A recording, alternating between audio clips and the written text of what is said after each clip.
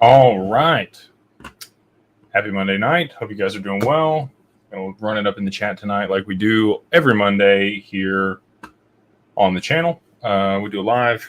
Got the XRP shirt on tonight. Shout out to guys at XRP Cafe for this shirt. Ran into them at Rare Evo event in Vegas just a few weeks ago, and then had the pleasure of chatting with Vet, who's co-founder there at XRP Cafe. NFTs issued on the XRPL, they're a marketplace for those. I have a feeling that they probably end up a marketplace for real world assets that are issued on the XRPL that are represented by NFTs in the future. So exciting things coming for them. If you haven't checked out that interview, I would encourage you to do so. Talked a lot about just more of the technical side of things. I've done a lot of interviews with people on just different topics.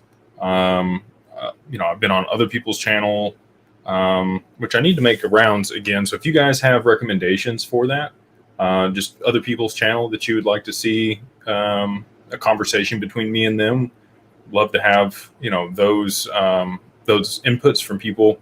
If there's people that I haven't done an interview with, or another channel that you think would be a good conversation to be had, I'm more than happy to do those things. I really enjoy running stuff down with other content creators in the space that have their own biases and things to discuss, along with stuff that we provide.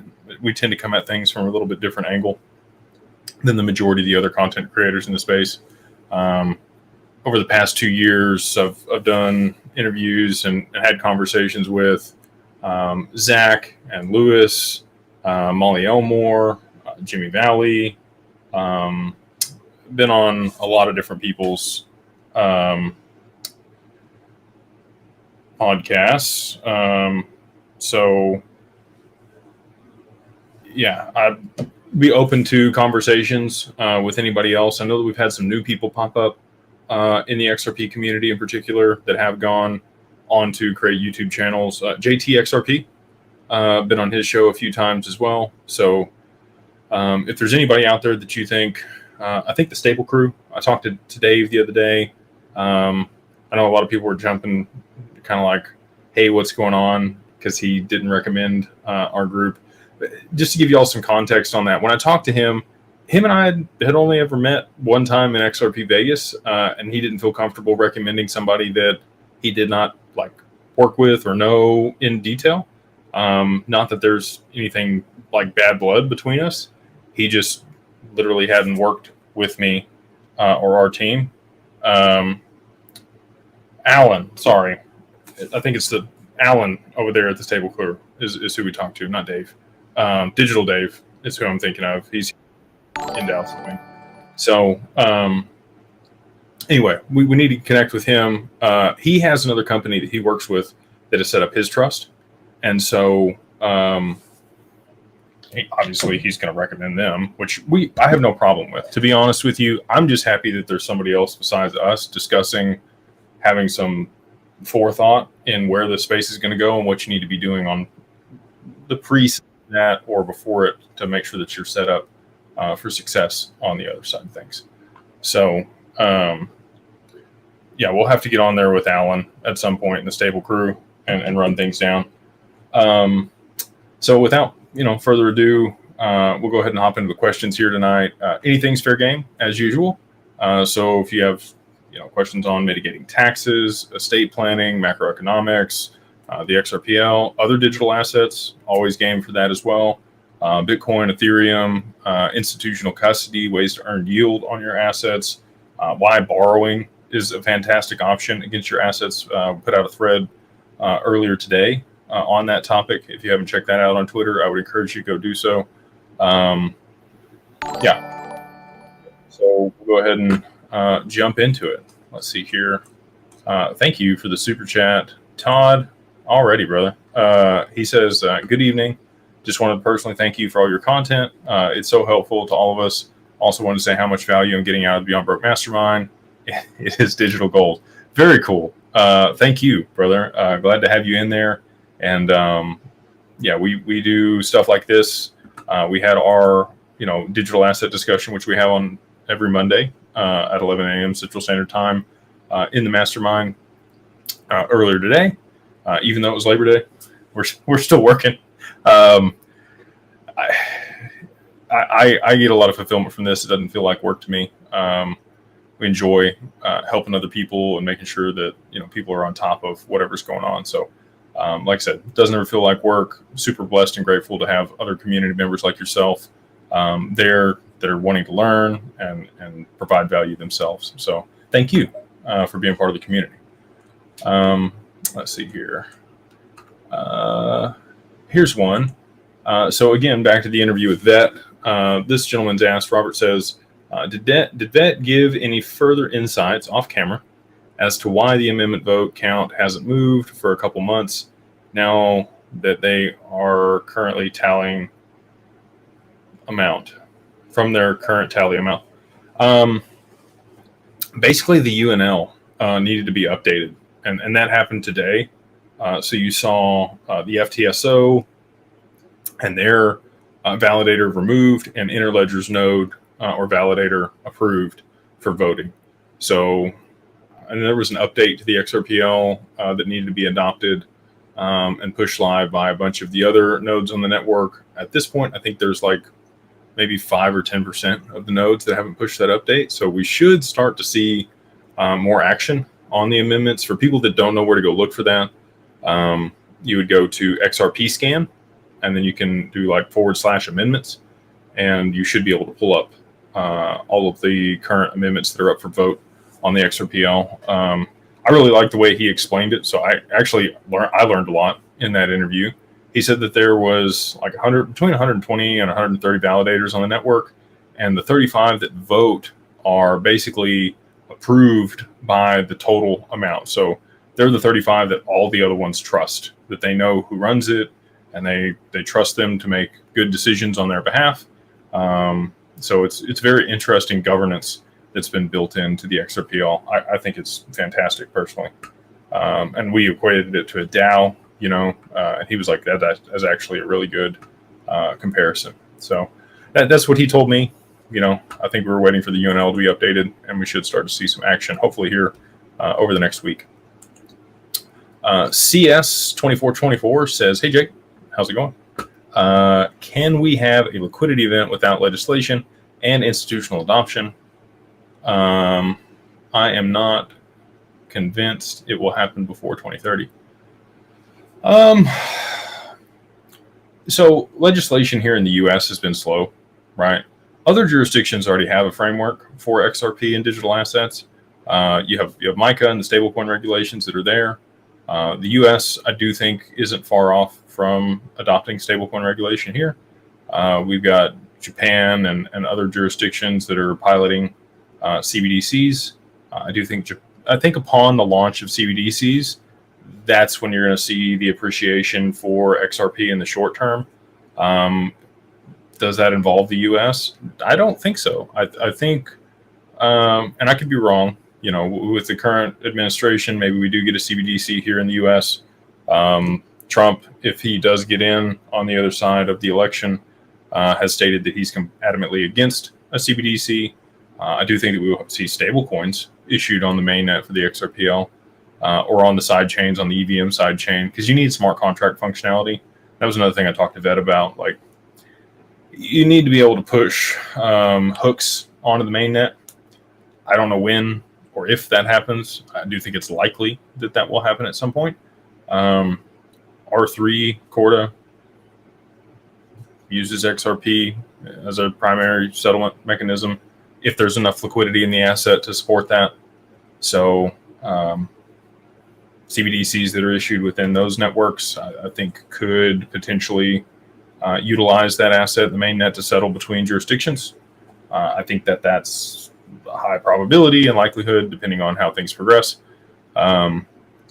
So yes, to answer your question, I do think you could see a liquidity event in XRP without legislation here in the US. The institutional adoption part, you need that. Like that is to get the level of liquidity event that I'm looking for, and I think most people are looking for. the institutional adoption is a must. The legislation, I think, would follow shortly after. Jesse Escobar says, do you have a preference between Anchorage and Archax? I noticed you always mention Anchorage, but not Archax as much as any particular reason.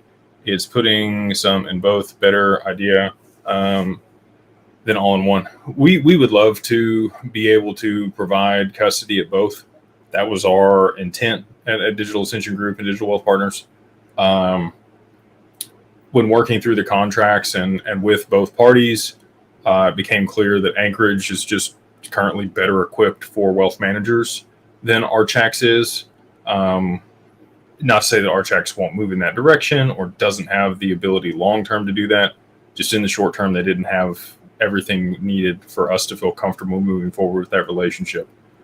And so for that reason, we've just chosen to partner with Anchorage in the short term. Again, pending certain things happening, we do plan to continue to engage Archax and eventually work with them in an institutional custody capacity and provide products and services that they have there.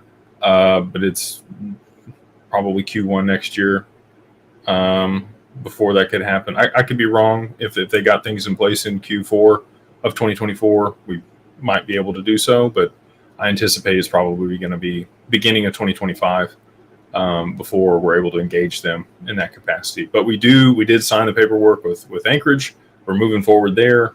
We have all of our ducks in a row and we're ready to onboard people. We can also do IRAs. So big topic of discussion there. So not going to be this week, but maybe middle of this month. We should have the capability to bring over IRAs from iTrust Capital or Bitcoin IRA or Quest Trust or Forge Trust. If you have a self-directed IRA or even just a Roth or traditional IRA that's holding digital assets at one of those custodians or institutions, we can earn yield on the assets in your IRA at Digital Wealth Partners. So huge benefit there. And that yield can actually be put into a side account. That side account can be used for other things aside from just continue to aggregate yield. You could borrow against it and do some other things with it that you can't do with the funds that were originally invested in the IRA. There's a lot of stuff around qualified capital that makes it a little bit cumbersome, right? But we're building those products. We have access to that. We have the capability, and we do intend to do that middle of this month. So I know that iTrust is going through a migration right now, moving all their assets from Fortress, which I thought they were at Digital Trust, which is where Bitcoin IRA holds their things. But I guess they were at Fortress, and obviously Fortress is no longer a trust bank in Nevada. They've been dissolved, and I think that they're unwinding everything down there. The name of the custodian that they are migrating the assets to is called Fortis. Oddly, very similar to Fortress. Don't know if there's any affiliation there or not. Slightly concerned about that personally, but anyway, we're providing another avenue for people that do want to migrate their assets over, and any IRAs that are brought over to us.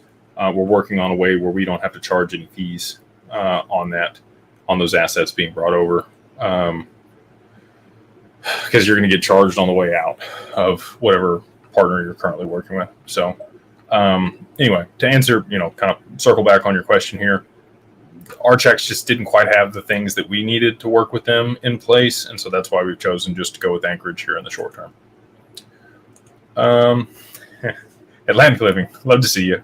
I've got this feeling Warren Buffett is on the sidelines waiting for Ripple IPO, especially with Bank of America and XRP's technology connected thoughts. I think that Uncle Warren's going to do what Uncle Warren does best. Uncle Warren provides liquidity. That's where he makes his money. He's got $288 billion sitting on the sidelines or in treasuries and other dollar-denominated assets, some cash, I'm sure. Very liquid at the moment. On the other side of stablecoin regulation, there might be a situation where he provides liquidity in certain markets and earns a yield for doing so, instead of coming in and buying up a bunch of things like most people. Like, there's a lot of people that are anticipating a very large crash, and I'm not saying that's not going to happen. I don't think it will be very long-lived if it does. I think there's going to be a liquidity crisis, an ICE 9 event, a credit event, whatever you want to call it, where liquidity is needed, and those that have it will be able to deploy it at a nice return. And so that's why I think Buffett's on the sidelines in the amount that he is, and a lot of large players like himself have set aside funds and treasuries and other things. I think they are waiting on a credit event to occur, and they will basically bail the system out like they have in the past. I could be wrong about that. He could be waiting to swoop in, when the market crashes and buy up a bunch of stuff and real estate and all the other things. But I think they have positioned themselves there at Berkshire Hathaway to provide liquidity when there is none, which would be good for digital assets, in particular XRP. Dover, Bill, always appreciate your insights. Thank you, brother. I wanted to ask if we can take profits from a personal exchange account to a business bank account. Yes, you can. Or will we need to do a written action as an asset transfer? So this is a really good question, and it's kind of technical. I'm going to leave it up here. So just for context, for people that maybe don't know what he's asking here. So a written action is an accounting within your LLC for when you, the owner, take profits or do something and move it into the LLC. So it's an accounting entry, written consent, written action, where you're writing that down. These are all public blockchains. That's the beauty of this stuff. So your wallet is going to have a full register of transactions that took place on those public blockchains that you can access in the transactions, and that can serve as your written action or the transfer from your personal bank account or the personal exchange account into your business. Ideally, those assets would be held in an LLC or with an account at an exchange that's in the name of the LLC, and you would take profits there and then take the distribution or the profits to your business bank account. But you can use a personal exchange account as the sole owner of an LLC to sell assets that are owned by the LLC in a cold wallet, and then take the distribution directly to a bank account associated with the business. And that would be perfectly fine. And again, that transaction from the exchange to your personal bank account, or not your personal, but your business bank account, that would serve as a written action. But again, hopefully the assets are already inside the LLC, and you're not selling personal assets on the exchange and then moving that to a business bank account. You could, it'd be a capital contribution, and then you would want to have some type of written action associated with that transaction. Hopefully that makes sense. So it depends on where the assets came from. If the assets were already in the LLC and you're taking profit on them using a personal exchange account, you can move to a business bank account. You're good. If the assets came from your personal name and you sold them on a personal account in exchange, and then you moved the money into a business bank account, that would require a written action. Lenny Claver, this person always has really good questions. Thank you for always watching and asking good stuff. What was the single greatest light bulb moment that totally convinced you that XRP is the incomparable technology?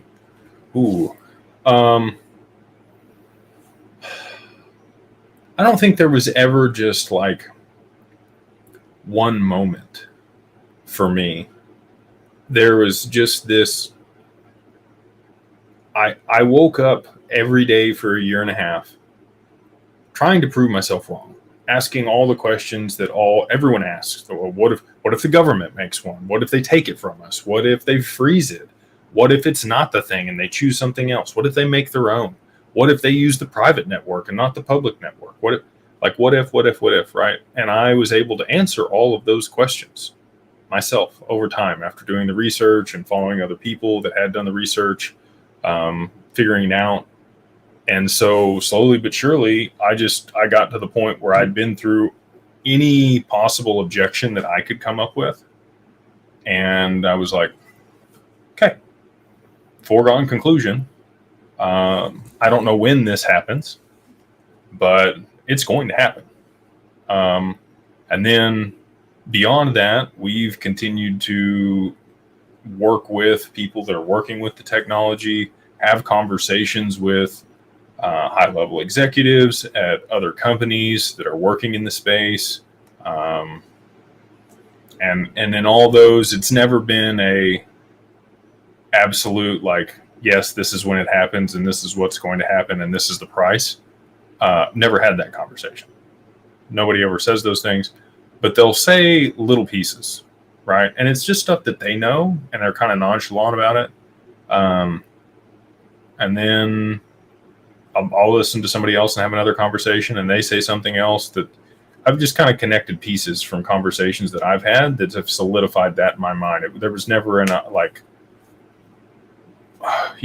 light bulb moment for me where it was like, okay, I got it, like hands down. It was a continual buildup and stressor for me of how am I wrong until I got to the point where I had no more objections or any ways that I could figure out that I was wrong. And since that day, it's been a foregone conclusion for me. So I know that's probably not what you're looking for here. Again, you literally asked for greatest like light bulb moment. I would say that the one thing that probably two things in the code itself. Nobody can freeze XRP. So like Bitcoin, you could get control of enough miners on the network and you could literally order transactions different if you wanted to, right? We've seen that done on Ethereum. There was a 51% attack. You have Ethereum Classic, and then you have the other Ethereum where it forked because Ethereum Classic went with the way that things got changed, and Ethereum changed it back and went the other direction. So there's a change transaction on either one of those chains, and they separated. We have not seen a 51% attack on Bitcoin, but we have seen a fork where some of the people that were running validators or nodes or miners on the network voted for an increase in the block size, and other ones didn't want that. And so the network forked, and you got Bitcoin Cash and you got Bitcoin, right? And so when there's a 51% consensus and there's an ability to order transactions like that and change things to your whim if you are the one that wins the block, that's a problem, because some country could create enough miners that they could order the transactions, and then they take control of the network. At one point, I don't think it is anymore, but at one point, 51% of the network resided between like 4 miners in China. And if China decided to come in and say, hey, this is how this is going to go down, that's how it's going to go down. So with XRP and the XRPL, there is no central authority that can order transactions or change things. So I like that about it. You can't freeze the XRP, can't take it back. There's no way you can blacklist wallets, so you can like box people out. But you can't actually freeze the XRP. They can still send it. They can still do stuff with it. And so I think for adoption at scale by governments and institutions and companies, that asset, like, that's never existed before. There's always been a government or some body that's been in control of the money and could stop a transaction or move it. And so for me, when I figured that out, the origination account had been black holed and you could never issue any more of it. So that's another big thing for me, is it's the only thing besides like radioactive material on the planet that is literally deflationary. Like, there's less and less of it every single day. And people talk about Bitcoin being, it is in that there's less put onto the market every single day, but there's still more and more on the market every single day. All of the XRP that's ever going to be in existence has already been minted. There is an escrow, and Ripple does control that, and they do put more XRP onto the market every single month. And you need a way to inflate the supply over time to be able to expand to new use cases, incentivize them. There's a bunch of things that are, I don't want to say required, but nice to haves if you do have a way for monetary policy to exist on a network. And that's really what Ripple does, right? They hold price stability. They do what's in the best interest of the network, and they're good fiduciaries and custodians. At some point, I think that responsibility may move on up to a higher authority. We'll see who that authority is, but I don't know that they're going to allow a corporation to sit in that position at a global scale if it is adopted as a tier 1 asset in the banking system. So anyway, those are kind of like the two pieces for me that really give me the most confidence in it. Obviously, there's way more than that over the last 12 years that it's existed. But yeah, awesome. Thank you for all the memberships, for everybody that's doing that right now. Super cool to see. Living Legacy, he always does a good job to remind me to like and share. So if you do like this, if you think it's interesting, if you're finding value, please do like, subscribe, share with other people. Let's see here. Get on down, answer some more questions. KT Girl says, Japan is killing me. Why are they still propping it up? Theories. Also, still think legislation before election. Only 8 weeks left. Yeah, I think that there's a high probability that we could see some legislation and price action previous to the election. You're going to need Japan and interest rates to move. Either they go up or we go down. People anticipate a rate reduction by the Fed on September 18th. And if that happens, that'll unwind the carry trade, reverse carry trade in Japan. And you will see the yen appreciate substantially against the US dollar when we lower rates.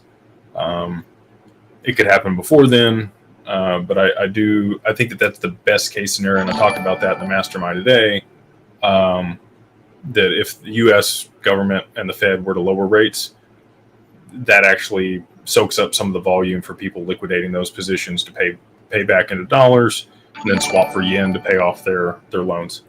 So that's my 2 cents. I'm hoping that we see the Fed come out, any day now and lower.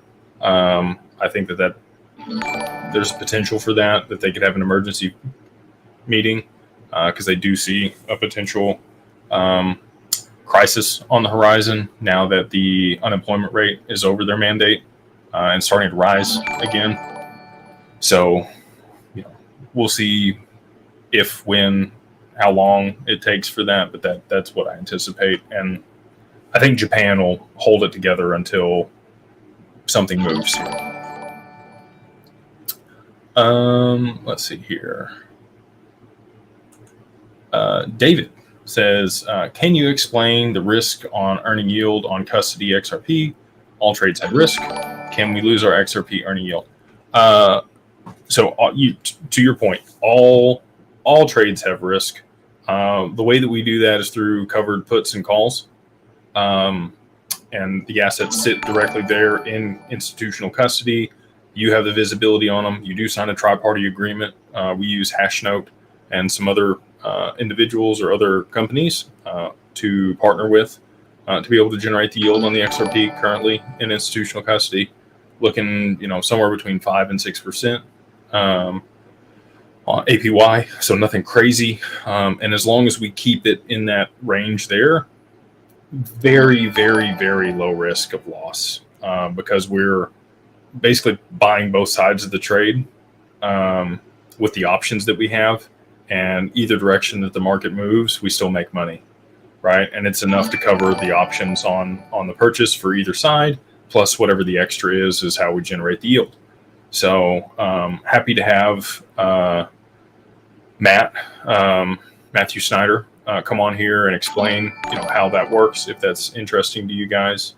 I think it is. I don't know that I know that there's nobody else doing it, especially for wealth management. There are funds out there doing it for sure, but nobody on the wealth management side has orchestrated this yet. So super excited to bring that to market and be able to provide a way for people to earn yield on their XRP in institutional custody, having it insured at a very, very, very low risk. And that's digitalwealthpartners.net. If you guys want to go there and have a conversation with Connor or Matt or any of our other advisors. Let's see here. This is good. Angus says, good evening. Just started Carver One. Looking forward to starting the LLC process. Yeah. So just kind of on the topic of working with people at Digital Wealth Partners or Digital Ascension Group to provide custody on assets. We do have two requirements. One is that the assets are held in an entity, so that can be a trust, an LLC, an IRA, or an insurance policy, which we haven't got to yet, but we're working on. And then the other one is that there are at least $100,000 in value. That's kind of the price floor where it starts to make sense for everybody involved. So yeah, would love to work with anybody that is interested in that. Again, that's digitalwealthpartners.net. And then, but if you don't have an LLC, so you got enough assets and you want to make sure that, you're situated before you bring them to us and you want to get an LLC set up, you can go to digitalfamilyoffice.io. And on the family office side, we'll set up an LLC for you. And it's EIN, articles of incorporation, registered agent, the template for the operating agreement for everything that you need to be able to migrate the assets, the SOP on how to move the assets into the LLC. We show you how to open a bank account, tell you what to say, basically. Once you move into custody, we are going to have bank accounts associated with all of our clients' accounts there at Anchorage. So you'll have just a fiat bank account that's insured by the FDIC. And then lastly, we'll do the BOIR filing for your entity each year. So we do all of them in Wyoming. Cost to maintain the entity on an annual basis is like $250, nothing crazy. And like I said, it's $1,000. If you went to an attorney to get all of that done, they're going to charge you close to $3,000. So want to make it super affordable for people. We've got it a systemized process at this point. We've set up, probably close to 500 LLCs in the past 2 years for our clients and people that we're looking to be proactive. So if that's you, if it's something you're interested in, we'd love to work with you in that capacity as well. And excited to work with you, Angus, here in the short term. Let's see here. Fredo, hola! What's going on, brother?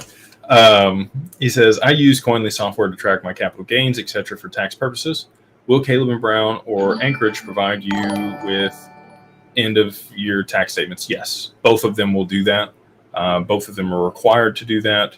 I forget the name of the document that they'll send you. It's not a K1.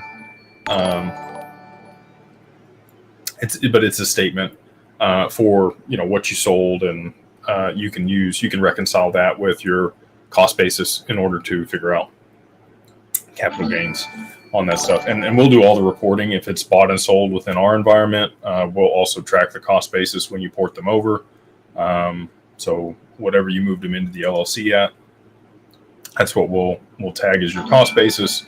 And then if you have appreciation beyond that, we'll handle it from there on the tax side of things with our CPAs.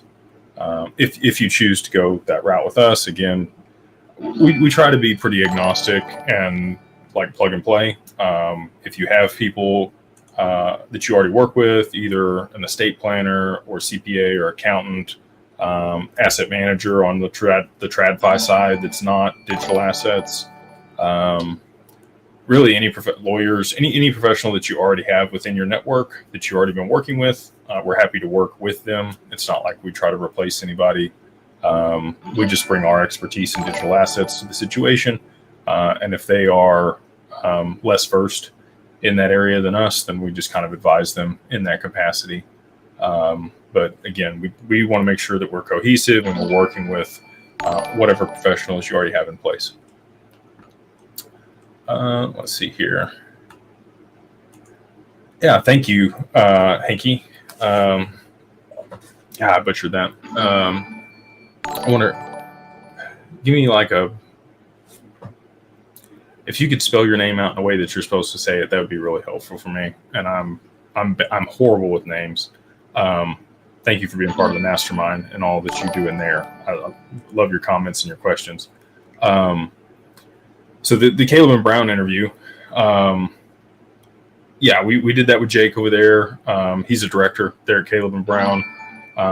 We've promoted them a bunch of times, right? Especially earlier on, before we set up institutional custody. We do have a brokerage for our clients, but people that do want to, take profit here in the short term, if we were to see price appreciation, I think that they're a fantastic option. Somebody you can call, you can place limit orders, they'll source liquidity. They're not going to go down. They're still going to execute your trade. You can tie your bank account to them. They're going to wire it to you next day.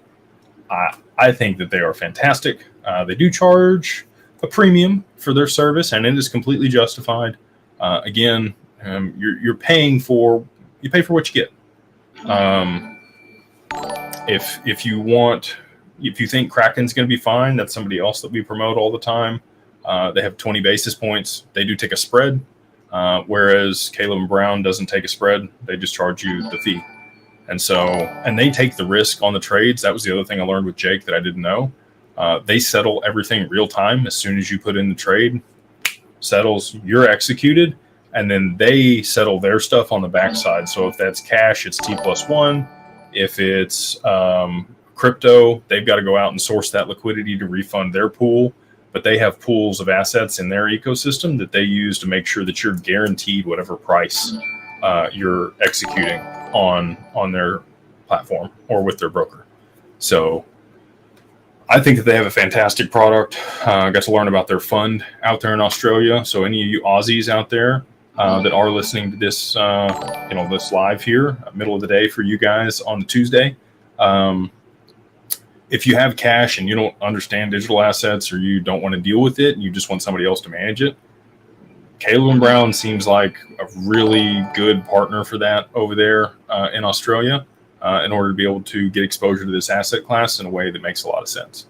So they have a fund. You can just contribute in cash to that, and then you don't have to worry about it. They manage it for you. They're not a wealth manager. That's something I asked them because we do have a lot of clients there in Australia. But not something that they are looking to get into really. I think that they're just going to pass people our direction on the wealth management side. And if it's just in cash, they're in Australia and that people want exposure to the asset class, I think that's how we're going to have synergistic value. So yeah, really enjoyed that interview. Super professional. And I think that that's a really good option for people that are international that want to liquidate stuff on the backside of some price appreciation. Man, a lot of good comments here. I need to get going if I'm going to get to all these by the end of the night. So let's see here. There's Todd. No, we already did that one. Let's go scroll on down here. Slam Adams says, if I were in the mastermind group but not yet on board with you as a custody company, will we be able to do so after crypto increases in value as long as we keep the mastermind membership? What level of mastermind do we need? So, and I had some questions about this earlier today. The mastermind is completely separate of everything we do at the Digital Family Office and Digital Wealth Partners. We run private investments out of the mastermind group. We do a lot of financial education over there. Talk about some of the things, and then on this side of the street, we provide all those services, but they are independent, separate. I will say that mastermind members will get priority for some of those other services, especially on the other side of price appreciation. People that get into the mastermind now, your rates are locked in, and I said this on the last few lives here, but I'll mention it again. We're going to lock the door on the mastermind on the other side of price appreciation. and we're going to go through a much more stringent vetting process before we let people in. And the prices there are going to go up about 10x on every single level. So if, I've always tried to take care of people that take care of me. Loyalty is a big thing for me. And so, people that have been there with us, we started that group in January of 22. So almost 2 full years ago. And just super blessed and grateful for all the people that have continued to stay there in that group and provide value and grow with us. The culture there, second to none. I wouldn't trade it for anything. Everybody there has aligned values and is courteous and respectful in the conversations that they have. They bring their own thesis and thoughts and what they find out in Twitter and other places to the group for conversations. It's very well-rounded and holistic there, and people are considerate. And anyway, just the culture there is a high standard. Super proud of everybody that's there in the group, and we would love to have more people participate there. Again, post price appreciation, locking the door, upping the prices. We're going to make sure that the people there are well protected and taken care of. So, and to that point, they will have preferential treatment on the family office side of things as well. Let's see here. Eric D. XRP says, Jake, when people say bringing liquidity to the XRPL, what qualifies as liquidity? All the assets and commodities in different markets, or just new cash and people coming into the XRPL or XRP on exchanges? Stablecoins would be liquidity to the XRPL. There was a chart the other day that showed like half of Ethereum's value is derived from stablecoins issued on the network. I think it was pretty substantial on Solana and some of the other ecosystems as well. I think Avalanche has a stablecoin. Once we do see stablecoins at scale issued on the XRPL, that's when we're going to have a lot of liquidity moving, and the value of XRP it's just volume related. So the volume of transactions and the amount of money or value transacted over the network through XRP is what would cause the price to escalate or grow. You could have all kinds of issued assets on the XRPL. If they're not being transacted, it means diddly. Okay, like you could issue all of the global real estate on the XRPL right now. If none of it was moving, nobody was buying any real estate, trading any real estate, purchasing, swapping through 1031 or doing anything, the price of XRP would just sit in the same spot. There's no transactional volume. The value is in the protocol moving the volume of the issued assets on the network. So when people are providing liquidity to an ecosystem, XRP in itself could provide liquidity to transactions if it were being used to settle large volumes and values of payments. Again, it's agnostic. You have a DEX. You could swap other crypto assets on exchanges through XRP to be able to settle them if Tether were to have a problem. And I think that might be what happens in order to drive the price of XRP up. So anyway, that's what I qualify as liquidity. I would say stable coins being issued on the network would be liquidity, and XRP moving value and volumes of transactions on the network would also create liquidity on the network. So it's just volume of transactions, and the more stable coins you have, the more swapping you're going to have from issued assets back to stablecoin purchasing an issued asset.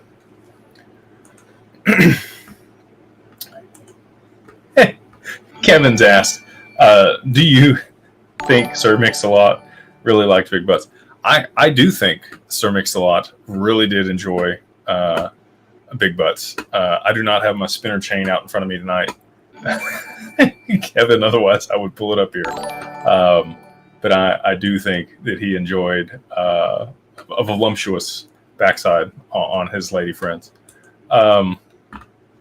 Fire Marshal Bill He says, hey, Jake, when it's time to custody with you, do I need 100K per token, or altogether can they add up to 100K? Yeah, it's just in total. So it could be Bitcoin, Ethereum, XRP, and you got 33,000 in each, and you got 99,000, and you bring another $1,000 worth of quant.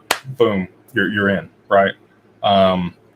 We're looking to be able to custody HBAR, XLM, and a few other assets by the end of the year, because we know that a lot of our clients, and especially the people that might be watching this, do have an allocation to other ISO assets. I'll label them that way. I don't like labeling them that way, but people know what I'm talking about when I say that. So XLM, HBAR, Algorand, XRP, IOTA, and there's some others that I'm missing there. But we want to be able to provide custody and yield on all those, hopefully by the end of this year. And it can be, like you said, a total. You can add all the assets up, and as long as they're north of 100K, we're good to go. Mario Martin says, thanks for everything. Absolutely, brother. Thank you for being here, and thanks for asking great questions. What would you do if you had, let's say, between 10,000 and 30,000 XRP? What would be your next step? Best regards. I would sit on my hands. That's probably not the answer that you wanted. I would continue to dollar cost average. At that current value of XRP, that would be like 15, about 20 grand invested. If you were at the $30,000 mark or 30,000 XRP mark. I could be wrong about this, so don't shoot me. Okay. I anticipate the highest short-term value for XRP going to like $100. Okay. And I think you'll have some time. I could be wrong, but I think you'll have some time there to get stuff situated on the other side of the liquidity event. And if you had, let's say, 30,000 XRP, you've got $3 million. Okay. You're good, right? Like, that's not over the gift tax threshold here in the US. If you were in another jurisdiction, so you didn't say where you were. So if you're in the UK, this could be problematic for you. If you're in Australia, definitely could be problematic for you. If you're anywhere that's under the monarchy, you might want to think about some things before price appreciation happens. If you're here domestic in the US, you're fine. You could set up an LLC after. You could move the assets in there after. And contribute the assets to the company at that point. If you're going to take profit and you want to do it quickly, yeah, there might be some utility in setting up an LLC now. I don't normally recommend, or I say recommend. I personally would not set up an LLC if I didn't have at least $50,000 invested in XRP. Once the value of my XRP was north of that, okay, that makes sense. Go ahead and set it up. At $100 a piece, we're looking at, potentially 10 million. You're getting a lot closer to that gift tax threshold, especially if you're single. If you're married, you get, 27.22 million that you can gift in your lifetime into a trust with no tax implications. Now, if you think I'm wrong and you think it's going straight to the 1,000, okay, go ahead and set up an LLC. Go ahead and set up a trust. If you think it jumps straight from price that it is today to $1,000 a piece, and I would love to have that problem, but I think 100's kind of a pit stop before we see more price appreciation. And so, like I said, if I had that amount, I would just sit on my hands. I would continue to dollar cost average, and I would wait till post price appreciation to start structuring things and getting things set up. And if, God forbid it goes straight to 1,000, you're looking at 30 mil. Okay. If you got 30,000 XRP, and we can use PPLI, we can set up a trust. We can do a bunch of things at that point, to mitigate, the estate tax or the gift tax that you might incur if you did want to move all of it and protect all of it. So, it's not like you're, but if you've got 300 million, you're going to be a little more hard pressed to get things set up in a way that's not super expensive and costly to mitigate and leaves you open to liability too. So if you think you're going to be around close to 30 million, even at $1,000 a piece, you're probably okay to just wait.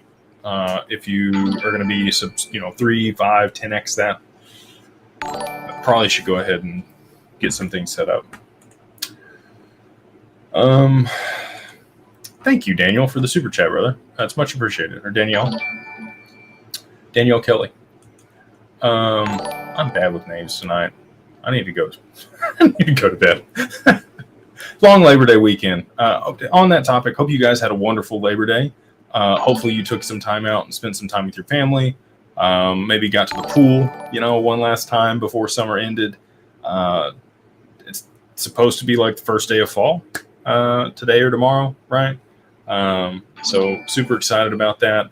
I'm a basic person, and I like my pumpkin spice, and I like Halloween and movies and snuggling and all those fun things that you get to do in the fall. So this is actually my favorite time of year. We're headed up to Salt Lake, Utah later this month. And last year I got to go up to Provo, and there was an event there. It was a family office event. It was the same weekend as the event in Vegas. So it was 9/29, I think, last year, September 29th. So I missed out on, the XRP Vegas or the XRP New York event for Ripple, but the proper party. But I did get to go to the family office event there, and I'll tell you, I've lived in Texas my whole life. We get like kind of a fall here. It's like a 4-week window where it's like, 80 degrees, 70 degrees. It's pretty nice. The trees don't really they change, but they're not like crazy. The trees there in Provo, Utah, on the mountains, oh man. Like if you've never seen that, I would highly encourage you to travel to like Colorado or one of the like northern states and see the leaves change in the fall. Probably one of the most majestic views I've ever seen in my life. So highly recommend if that's something you've never done in person. Photos only do so much. It's kind of like seeing the Grand Canyon through photos. Things are just so much larger and impressive in real life. Another one of those would be like the Burj Khalifa in Dubai. It's difficult to comprehend or describe the height and just the aura and how large that building is in comparison to anything else I've ever seen in my entire life. So anyway, I won't bore you guys with the travel stories. We'll get back to the questions here. He's on a roll tonight. He says, if I had a black swan, what would you name it? If I had a black swan, what would I name it? Probably Satoshi Nakamoto. That's what I would name my black swan if I had one.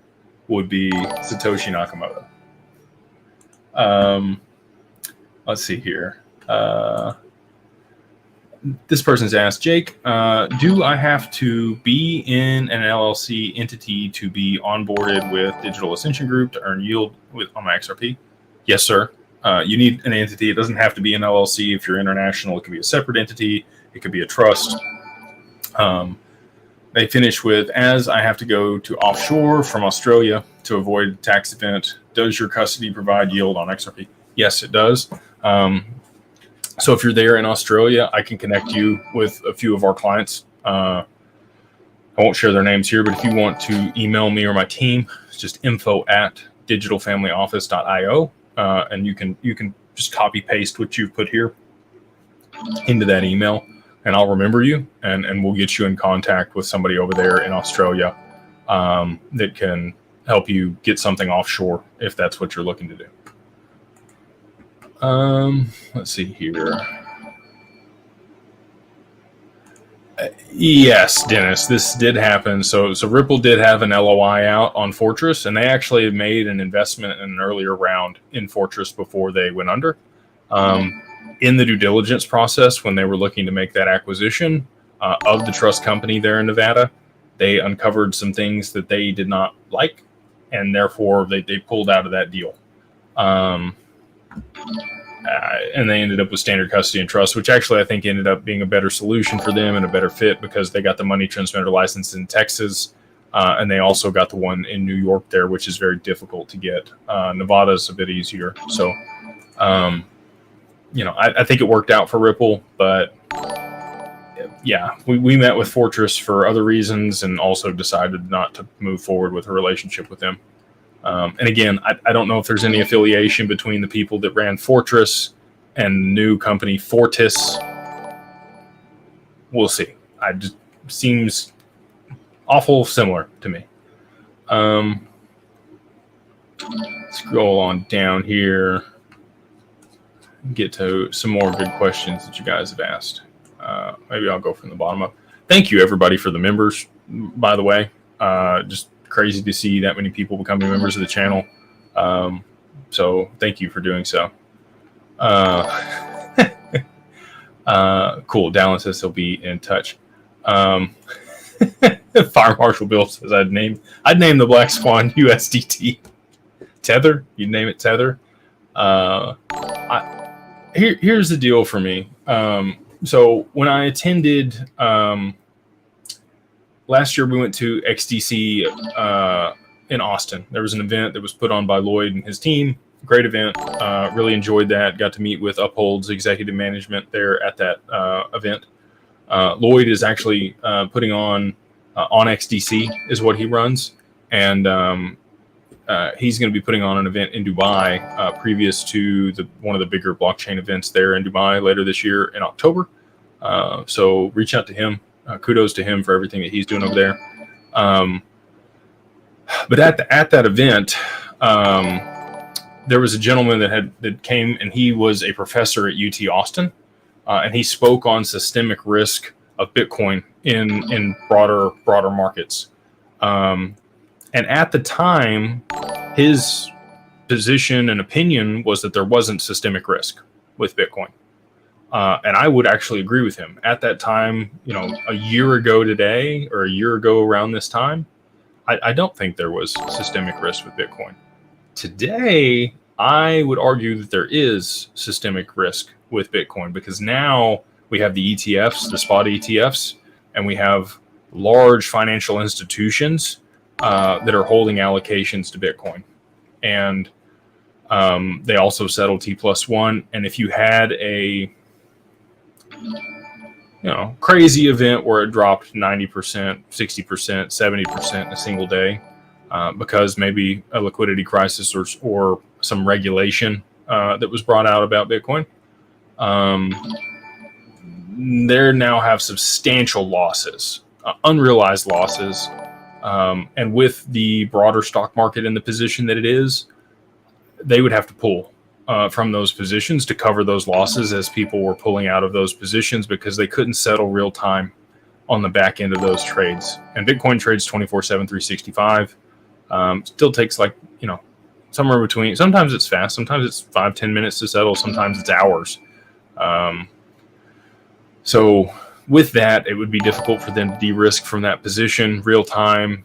And it could cause substantial downturn in broader markets if they pulled from those positions to cover their losses in Bitcoin because of the systemic risk. So I think there will be knock-on effects from UST or Tether when there is a sanction or something else levied against that blockchain, or not that blockchain, but that stablecoin. We'll see. I don't have a crystal ball. I've just had conversations with a lot of people, and that's what I've put together from those conversations. Again, nobody ever said, hey, this is going to happen, and this is going to happen, and this is going to happen. I just took a look at all the people that I watch and regard as respectable and knowledgeable in their field, and then took pieces from it and kind of married stuff up to get the domino theory of what I put together. So we'll see. I may not have some of the pieces right, but I think the overall theme of it probably ends up being pretty close. Let's see here. Sammy says, what APY are we looking at for providing liquidity for the three big X's? Your guess is as good as mine, brother. On liquidity pools on the XRPL, I think that's the closest thing that you could currently look at for getting yield. There are Soroban smart contracts on XLM and Hyperledger. So, I think that there could definitely be liquidity pools there and ways to earn yield on XLM. Doesn't currently exist in institutional custody, but neither does for XRP either at this time, right? So you're not able to allocate to AMMs from your wallet or your assets being held in digital, institutional custody for XRP. We're working on that. Once pseudo accounts are proposed and passed on the XRPL, we should have the capability to be able to do that. When I talked to David Schwartz back in May at Consensus, he thought maybe a year, 12 months from then. Last year when I talked to him at Consensus, we talked about the AMMs, and he thought October, and it took another 6 months for those to get passed. So I'm not holding my breath. I think sometime in 2025, we will be able to allocate to liquidity pools on the XRPL. We'll have digital identity. Oracles will have been passed. Atomic swaps, pseudo accounts, liquidity pools, and borrow, lend, earn. I think all of those will be functional sometime in 2025. I don't know if it'll be a year from now or sooner.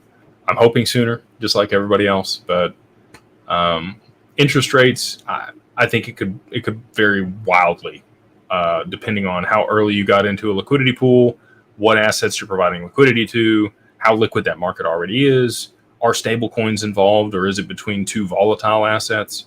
I think there's a lot of considerations that could affect the interest rate or the APY that you could be earning providing liquidity to those pools on those networks. So be really hard pressed to give you a number. I think north of 5%, and your guess is as good as mine on the cap.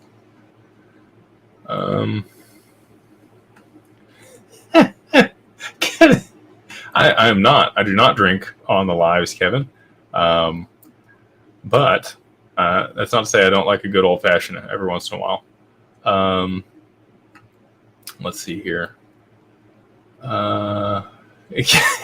Kevin's running it up tonight in the chat here. Vincent says, thanks for the knowledge you provide. Absolutely, brother. Appreciate you hopping in here and giving me good questions and comments. With XRP at $100 per token and someone owning 10,000 XRP, is it worth setting up entity to take profits? You could do it post liquidity event. So that's what I'm saying. So that'd be $1 million that you would have in value. You could fund the LLC at that point and then do whatever you wanted to do on the other side of that. That's going to take some time, right? So I would just say that if you plan on executing a trade immediately on price appreciation, it's probably better to go ahead and set up an LLC. But if it's $1 million on the other side of price appreciation, you're still, I don't want to say a long way away from the gift tax, but you're still in a good spot to just go ahead and set things up post liquidity event. Where there's a person.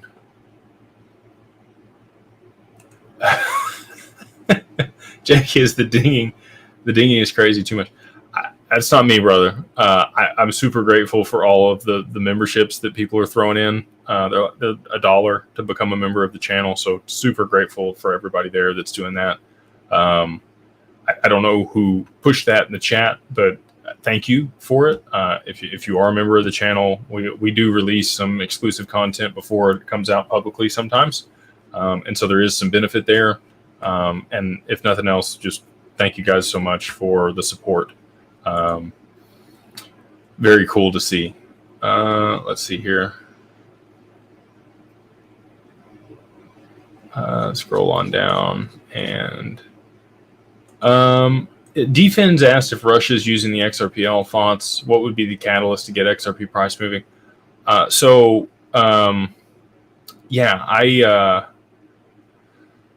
September 1st, so yesterday, Sunday, was supposed to be the day that they started using digital assets to settle international transactions. You need stablecoins or CBDCs to transact through XRP between counterparties. Until those are issued on the XRPL, I don't see a whole lot of price appreciation happening. Japan, I think, is going to be the first one to do that, just personally. I don't know if that's going to be with Ripple and their side of the table, or if it'll be through R3. I would speculate it's probably R3. But now that we have the EVM sidechain, that's not interoperable with the XRPL, the mainnet yet, whereas Corda is. So, SBI has holdings in Ripple. They also have holdings in R3. That's kind of the direction that I'm leaning, is that we'll see, or it could be exchanges. You could see there a liquidity crisis on exchanges, and exchanges could move XRP's price. That's the whole premise of Shane Ellis's theory of 589, right? Like Kevin mentioned 777 and then 589 further up in the chat. I don't know if it really goes to that price or not, but it's plausible, right? So anyway, I think that the catalyst is going to be a liquidity crisis or credit crisis in global markets because of the unwind in the reverse carry trade. And that's the catalyst for that is either going to be oil skyrocketing in price because of conflict in the Middle East, or the US or Japan changing their rates here in the short term. And that's going to exacerbate the unwind of that.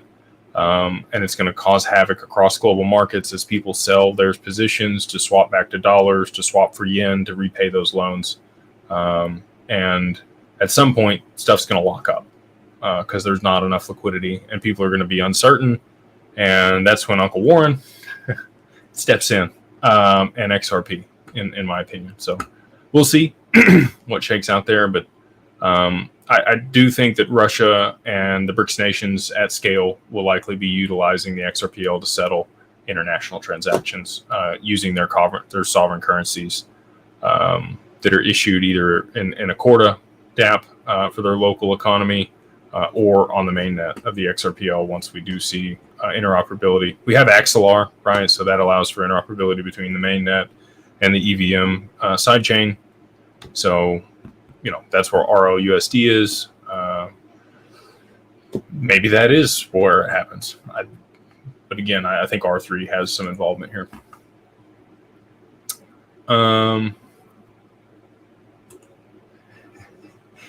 Dennis, I have conversations regularly with people. I had one the other day, just as an example. I was talking to the group at BitBasel. So they use ordinals to issue an NFT representation of artwork on chain on the Bitcoin network. It's a viable use case. I mean, it's not going to move anyway. You're just going to transfer it between one person and the other. So when I told them, I thought that there would be private permissioned ecosystems and markets, and they said, well, what chain? And I said Corda, and they were like, that's still around? I hear that almost every time I mention R3 to people in the broader blockchain community. They're like, I thought they disappeared. Like, I haven't heard anything about them since 2019. I think they're still there. We work with them on one of our projects. I think that they have a lot of pull and have been doing some really big things in the background that people just don't anticipate. So we'll see, if that comes to light publicly or not, but that's kind of my anticipation. Let's see here. Oh, this is good.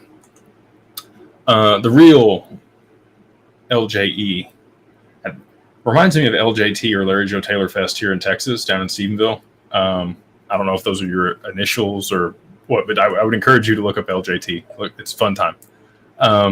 He says, quick question. If you have your assets in a discretionary trust with a company acting as trustee, would you be eligible for institutional custody with your firm? Yes, sir.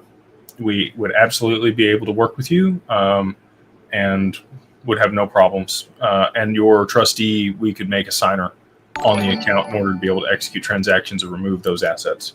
That's one of the benefits of institutional custody for digital assets, is that it makes it much easier to work with a trustee if the assets are held in trust. So if you want to, again, just reach out on the website or email us at info@digitalfamilyoffice.io. Would love to have a conversation with you. Let's see here. Evan, are you the one gifting all these memberships, brother? Appreciate you. Let's see. Yeah, Kevin's running it up in the memberships tonight. Appreciate you, brother. Let's see here.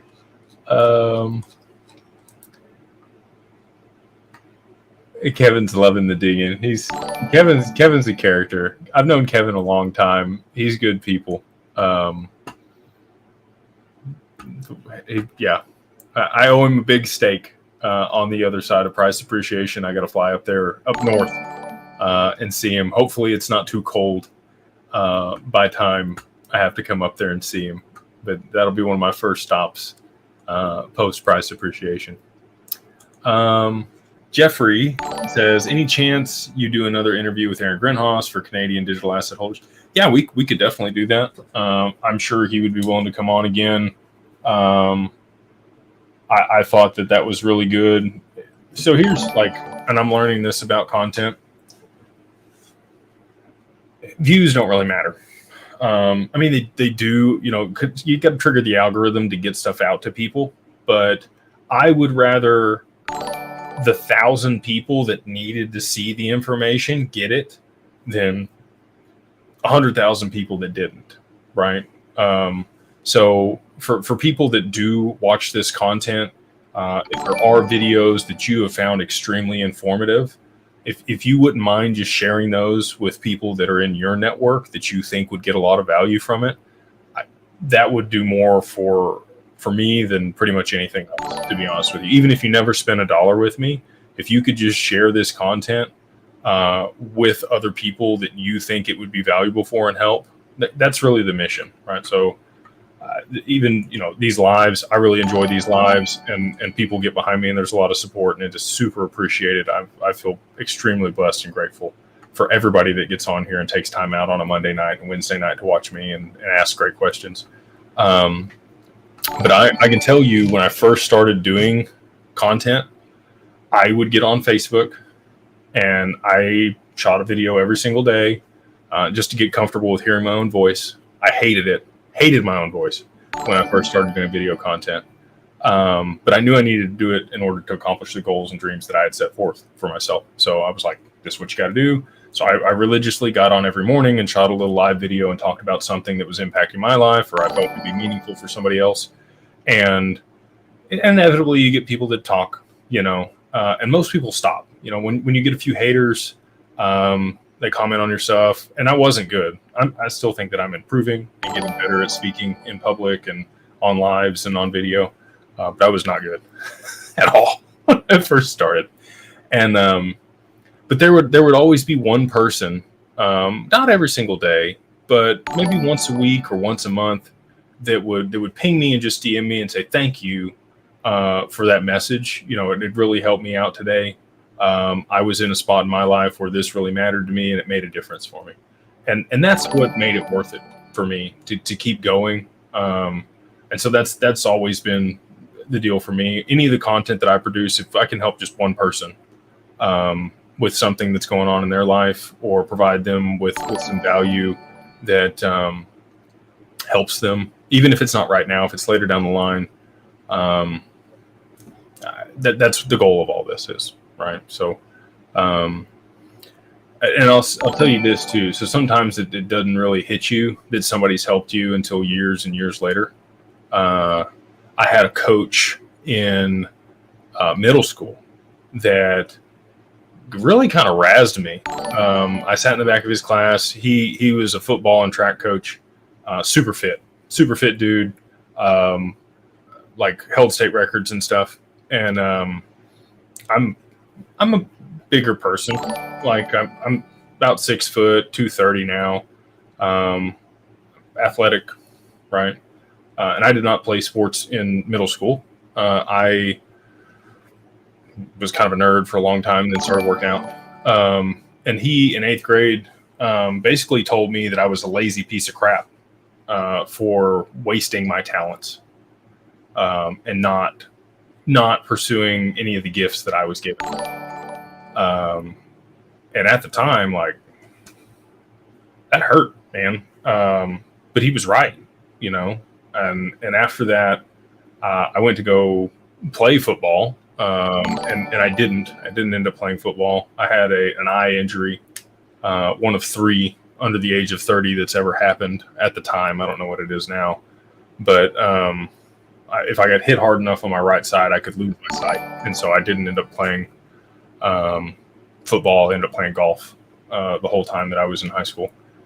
But anyway, like, just conversations like that, I didn't ever, that was in my subconscious. And like, years and years later, actually probably about 2 years ago, I reached back out to him and told him thank you for just calling me out on my BS and telling me that I could be better.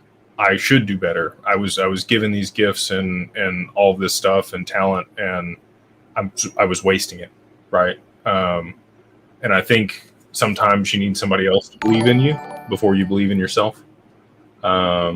Anyway, and if you've got somebody like that in your life that had a conversation with you and you haven't told them thank you, I would really encourage you to do that. He immediately messaged me back and was like, thank you so much for this. These are the type of messages that make my career teaching worth it to me. Because it's not every day that you call somebody out on their BS and then they come back and thank you and let you know that you actually made an impact on their life. So anyway, stuff like that's what gets me razzed up. That's why I do this stuff. I want people to, I want to make an impact for people, whatever that means. Sometimes it's just a conversation. Sometimes it's me helping and kind of getting people to think more of themselves because I believe in them even more than they might, right? Or just showing them a different way to do stuff. So, and everybody can do that in their own little way. This is just my way of doing it. So, thank you for the super chats. And Kevin is crushing it with the memberships tonight. I think Kevin has been drinking is what I think's going on. From the Fade says, what do you think about Ripple's new white paper focusing much more on small business payments? Is Global Bridge Currency SEC collateral? Is Global Bridge Currency SEC collateral? I don't think that they're pivoting at all. I think they've already got that on lock. I don't see where XRP will probably sit in small business payments.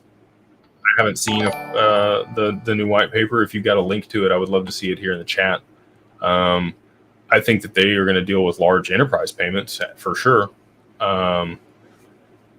Hyperledger and that protocol, I think that they're going to be the dominant force for retail and merchant payments. I could be wrong. Maybe there's SMEs that Ripple goes after, and they're downstream in a down market from where they're currently working. But I think that they're probably going to go upstream toward derivatives is my thoughts. Let's see here. We have been on almost an hour and a half. We'll probably hang out another 8 minutes here and then wind it down for tonight. Just want to say, again, appreciate everybody and all the wonderful questions. And if you haven't got yours in yet, and if I glance over it and don't get to it, I'm sorry. Tom Thumbs, does anybody remember laughter? Here's a good one. We'll come back to it here. Hold on. Show on screen. Technical difficulties. There we go. I've been learning so much from your content. Thank you. That's what I'm here for. I just want people to be thinking in different ways and get exposure to some stuff that you might not have thought about. Appreciate all you do. Absolutely. Can I generate 5 to 6% yield with DAG and borrow against my assets XRP simultaneously? I would love for that to be the case. We will see if we can utilize the same collateral for both things. I probably not. Probably going to have to be a portion that's borrowed and another portion that's earning yield. If hopefully it's out of the same allotment, we can use 100%, just borrow 20% LTV, and the whole thing's earning yield and paying off the interest. Like a HELOC, right? Like that makes a lot of sense to me, that you would just be able to borrow against assets that are earning yield. You can borrow against dividend paying stocks. So I don't see why you wouldn't be able to borrow against the XRP that's also being used to earn a yield. We're going to do our best to make sure that that's possible, but the answer in the short term is I don't know until we actually get this in practice over the next couple weeks here. This is a good question. So Vincent's asked, how can someone schedule a consult with your team? Two separate ways. You can go to digitalfamilyoffice.io. I would recommend that if you don't already have an LLC or an entity in place, just to go that direction. And then if you already do have an entity in place and you're looking more for the wealth management and custody, that's going to be at digitalwealthpartners.net. And you just go to contact us and fill out the form, and we will get that information and follow up with you. Or you go ahead and book a consult through either one of those sites as well. Kevin, you crush it, dude. Thank you so much for the support and all that you do, man. Excited to see you next weekend up in Tahoe. I owe you a drink for sure for all of the gifted memberships tonight. It'd be good to catch up and see you in person. Let's see here. Defense says you have a good voice and give comfort. You have some loud answers sometimes that could be short. I know I ramble on. Defense. Thank you for reminding me. I'm working on being more concise. I get on rants and like sidestep and then meander my way back. Working on it. But I think that's part of the fun too. I think that's one of the reasons that people might listen, is because I do go on, these squirrel kind of journeys and then come back. I don't know. Maybe not. Quantitative Tightening says, I watch people using charts to try and make price predictions. XRP Utility, HVPS, RTGS, RWA tokenization will set the floor for price. TA will just be icing on the cake. I think there's always some type of correlation there. Blockchain Backer he crushes it, man. There's not a whole lot of people that I've followed over as long as I've followed him that have continually been right on the charts, and he has continually been right on the charts. He says we're close to upward movement in altcoins, XRP in particular. But again, he's waiting on breadth to open up in the Russell 2000. So we need rates to lower here in the U.S. is really what he's saying. Like, we need the Fed to pivot and come out and lower rates, and that's when you're going to see breadth open up in the Russell 2000, and then that would be the catalyst or the liquidity needed for altcoins to take off as well. And I do think that needs to happen. I think that that's going to be one of the things that rolls out. Singapore says, if you like Monday, Wednesday with Jake, then you'll love the Mastermind. Yeah, I'm trying to tell people I love doing this stuff.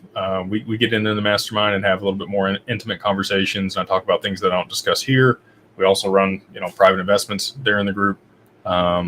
We have other people up on the chat with me that are extremely intelligent. They're in the Mastermind, and we kind of go back and forth about some things and have some educated conversation and debate.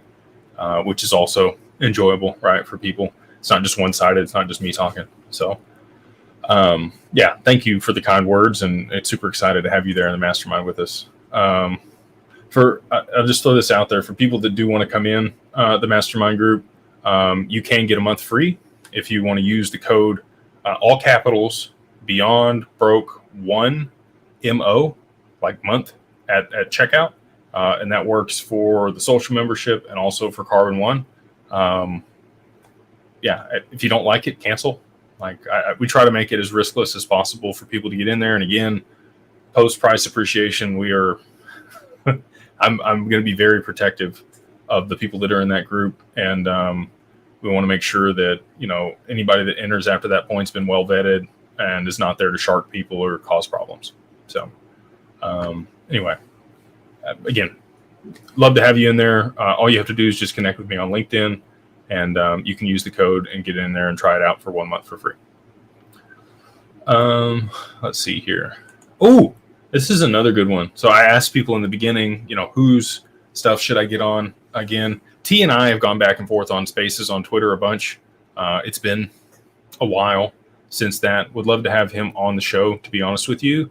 I'll put that over here, feather in my cap to remind myself that I do need to reach out to him and have a conversation.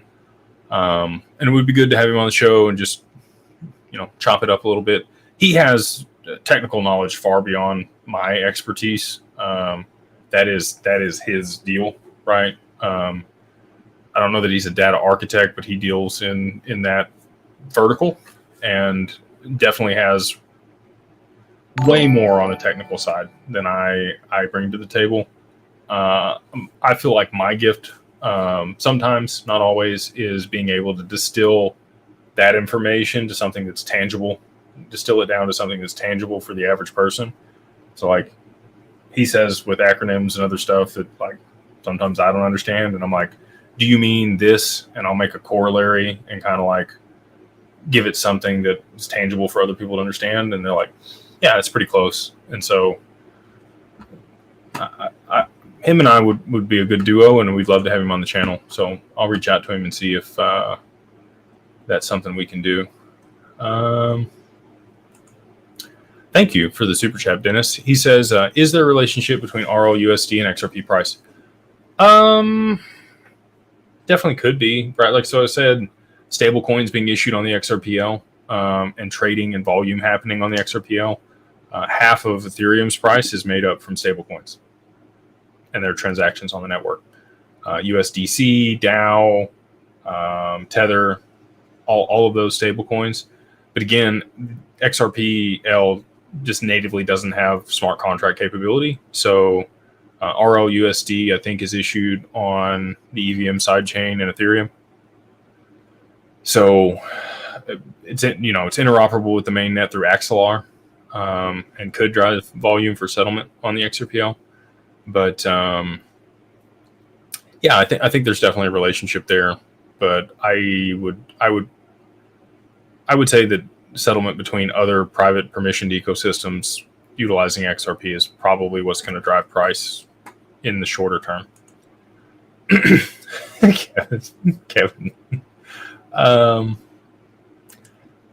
Adam has asked, how soon are CBDCs coming? This year. You can mark me down. If I'm wrong, then I'm happy to say I was wrong.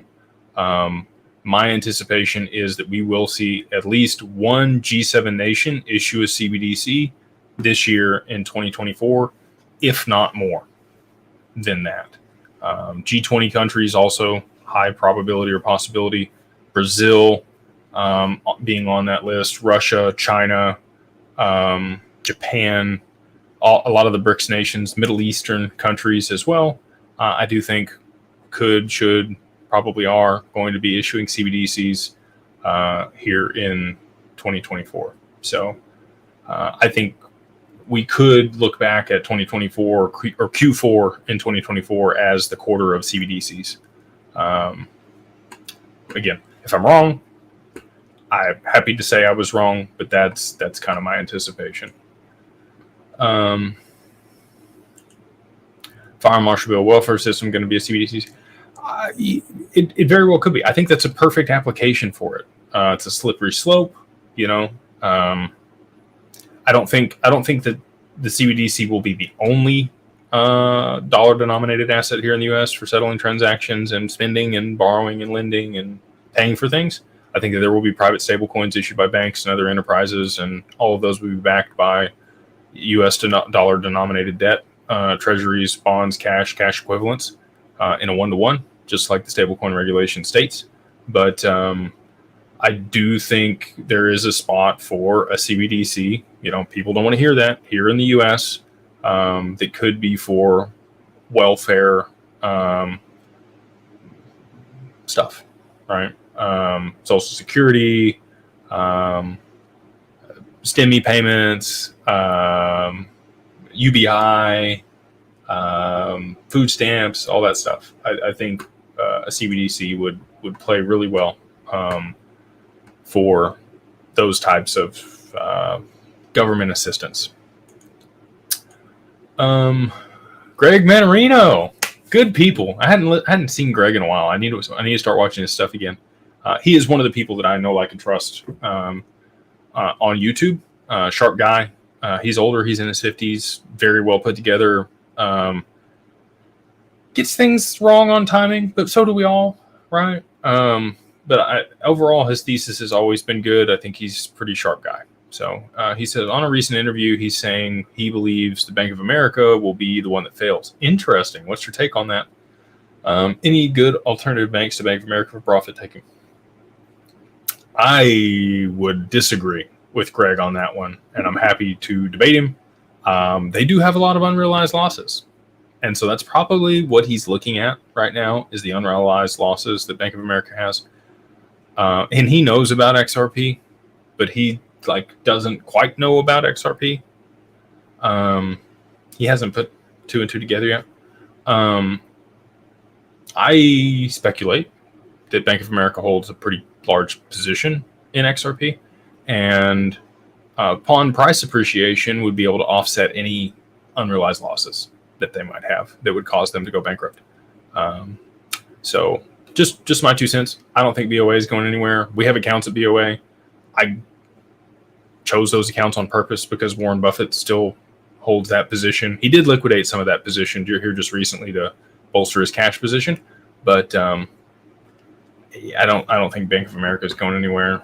But if you did think that was going to happen, you might look at JP Morgan Chase. It's another one of the largest financial institutions globally. They have all the silver, so I don't think he's going. I don't think they're going anywhere either. I'm going to take just one or two more here, and then we're going to wrap it up for this evening. So, Dennis, again, he said, I've seen evidence from an involved party that Enbridge does use Ripple XRP. Can you confirm? I think that's highly likely. I don't have a involved party telling me that, but I would say,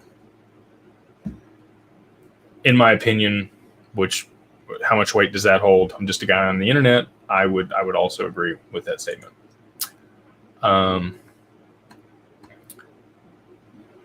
Money bags. So when I talked to Ripple at Swell in 2023, they told me that wholesale and retail CBDCs will be the same. I always thought that there would be a difference and that they would keep retail on a certain CBDC and have fiat, and the banks and the institutions and everybody else would play with CBDCs that were actually collaterally backed. I don't think so. I think it's going to be one and the same after talking to Ripple's team. Again, they could be leading me down the wrong way and maybe wanted to give me that information, and that's incorrect. But after talking to them, I do think that that's going to be the case, that there will just be a CBDC and it won't be wholesale or retail. It'll be for both. Last one here. So CJ says, you're the best. Thank you for the kind words, brother. Appreciate you being here and asking great questions. When's that going to happen? And what percentage does XRP settle in your opinion? I'll end with this. So had the privilege of talking to DAI and Brad. They met with Brad Garlinghouse in 2014 or 15 for coffee in California before they started doing all the YouTube stuff that they do now. Sharp guys. Really, excited for what they've done for the space and the continued support for XRP and Ripple and everything that's gone on there. They've done really well for themselves. XRP Vegas, great event each year. In the conversation with DAI, he told me that one of two things happens at this point. XRP either gets 10% of Swift's volume, and we might see XRP at somewhere between $50 and $100, or XRP gets all the money. And he said he's leaning more toward all the money in that conversation. Aren't we all, though? So to answer your question, I would say somewhere between there or one or the other, right? Probably more likely one or the other. I think XRP gets potentially 10% of Swift's volume. That's all it ever gets. That's the use case. That's the settlement mechanism. It's used outside of, the highly liquid corridors just for, settlement into jurisdictions where people don't want to hold the counterparty's fiat or CBDC because they don't trust the government that they are actually backing it. Or 100%. And if we get 100%, look out. And that's also my bias, And again, I just transparently hold a very large, for me, bag of XRP. And I want it to be that way. So I have a bias, and that's what I'm hopeful for. But even 10%, I'm okay with either one. I think we would do well either way. So, all right, with that, I'm going to go ahead and wrap it up here. Appreciate you guys for hanging out with me on a Monday night, as always. If you do, want to grab a time with myself or our team, you can go to digitalfamilyoffice.io, book an appointment there. If your interest is custody and the wealth management and the interest and borrowing against your assets and all the wonderful things that we've done with the IRA or with the RIA, Digital Wealth Partners, you would go to digitalwealthpartners.net. Fill out the form, contact us, or just set up a time, book a call. And then lastly, again, if you feel like the Mastermind might be a good place to dip your toe in the water and see if this is for you and just check out the community and the other things that we're doing, you can go to mastermind.beyondbroke.com. And again, if you just don't want to pay anything, but you want to try it out, it's Beyond Broke, all capitals, 1MO, also all capitals. And that gets you in the Mastermind 1 month for free. So appreciate you. Hope you guys have a wonderful week, and we will see y'all on the next one.